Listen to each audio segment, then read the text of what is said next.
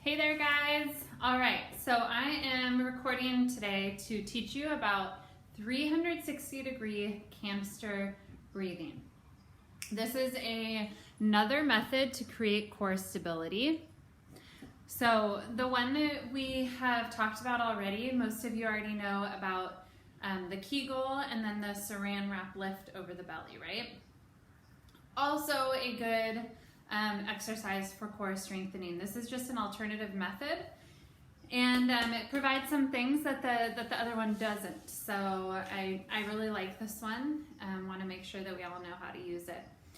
So first of all, we want to think about the core as a canister, or you can think of a soda can, okay? So imagine your core as a soda can, all the way around 360 degrees. We need to provide pressure for that soda can to be strong and not get compressed, right? You don't want a compressed soda can. We want to expand that soda can, have nice strong expansion from the inside out to create that 360-degree core stability. All right, does that make sense? So the way we do that is with the breath. Again, breath, what do you know? Super important. So we take a deep inhale and expand our canister all the way around. All right, I want you to just start with that. Deep inhales, feel your breath reaching out into your sides, into your low back, and of course into the rib cage and belly. That whole thing is expanding. You should feel some pressure all the way around. And then just exhale, release. Deep breath in, big full expansion. Fill your canister as much as you can. Exhale, release. All right, now what you may be feeling with this is some pressure on your pelvic floor. We don't want to be creating downward pressure on the pelvic floor, right? That's the opposite of, I mean, you can kind of stimulate the pelvic floor that way, kind of wake it up, but we don't want to be pushing out on the pelvic floor. We want to do an opposite type motion when we are working the pelvic floor. This particular breathing is, I really just want you to think about circumference, just the outside of the canister, okay? So we're just breathing out and releasing. All right, now to create that stability, we're gonna try to keep our core nice and expanded as we breathe. So the next step to get there is on our big inhale, big expansion, hold that expansion, just a quick pause, maybe for a second, and then release, okay? We're getting used to holding that tension. Deep breath in, inhale, expand all the way around, and exhale, release. Now I'm doing this on my knees only because I'm experienced with this. I would prefer that you either do this standing or on your back on the floor, okay? With your legs bent. I find that those are the two best positions to feel it. Sorry, I should have said that from the beginning. But now you can get into position either of those ways. Okay, and we're gonna just practice that a couple more times. So deep breath in, full expansion of your canister. Hold that expansion and release, okay? Deep breath in. Big 360-degree breath, hold the expansion and release. Do one more for me. Deep breath in. Full expansion. Again, we're not rising in the chest and shoulders. Exhale, release. Good.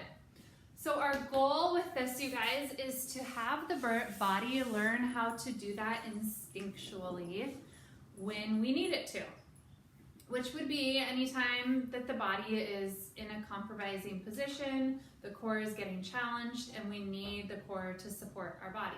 So you're going to pick something off the floor, you're reaching for something, whatever it may be where the core is needed, which is in most movements, we want the core to fire up and get that nice tight stability. So we're practicing this to eventually just do it naturally, and it will happen. All right, third stage of this practice is you're going to inhale big full expansion, right? 360-degree expansion. Hold it and see how much you can hold while you continue your breath cycle. Exhale, inhale, keep some expansion. Exhale, keep your expansion. Can you keep some of it? I know it's not easy, You're not going to keep all of it, right? But just do your best. Keep as much of that expansion as you can, that tightness in your canister. And continue with your breath cycles. Just keep going. Reset whenever you need to. Whenever you feel you need more stability, just reset with your inhale. Get your canister nice and full and tight. And exhale.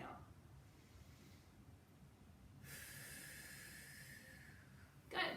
All right. So that's the practice. I would love for you guys to practice that on your own, because sometimes in our exercises, I'm going to cue you to use your canister breathing. Let me show you here just with a dead bug. All right. So we're switching gears and using our canister breathing for the dead bug. So we come up in our dead bug position.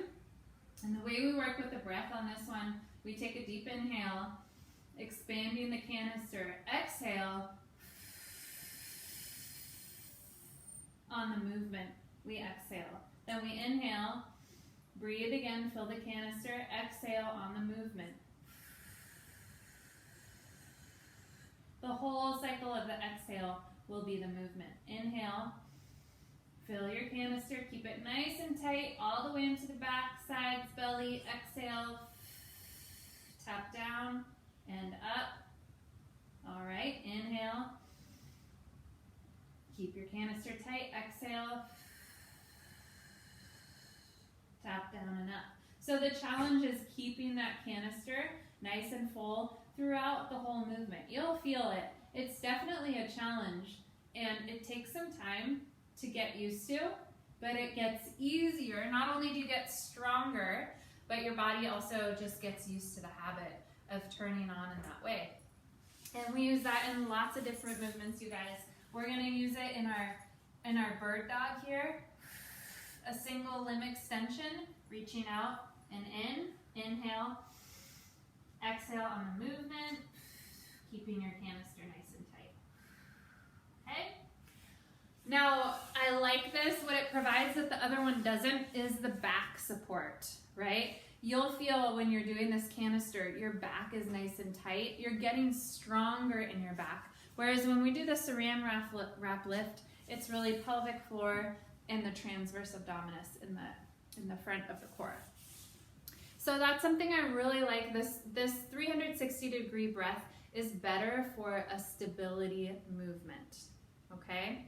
That's what I have found in the difference of both of those. The first one is better for toning the belly, flattening, toning the belly, and pelvic floor work, and also healing diastasis. And the second one, the 360-degree breathing, better for stability when we're going to move and challenge the core. I'm sure I forgot something that I wanted to say, but that's all for now, and we can always follow up later. Let me know if you have any questions. Thanks for tuning in.